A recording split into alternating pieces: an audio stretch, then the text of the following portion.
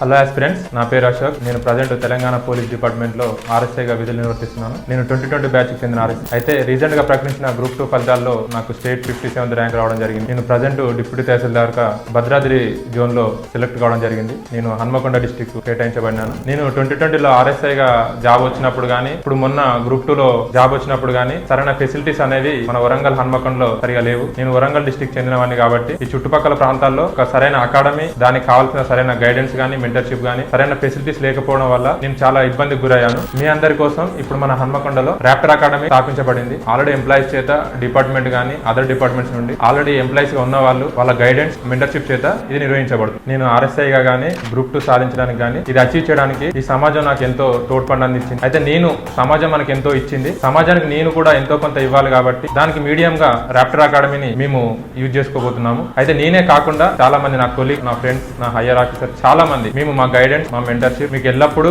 మా తోడు సహకారాలు ఉంటాయి. మీ సక్సెస్ మాకు కావాలి. ర్యాప్టర్ అకాడమీలో జాయిన్ అయ్యి మా గైడెన్స్, మెంటర్షిప్ యూటిలైజ్ చేసుకుని సక్సెస్ అవుతారని ఆశిస్తున్నాం. జై హింద్, ఆల్ ది బెస్ట్.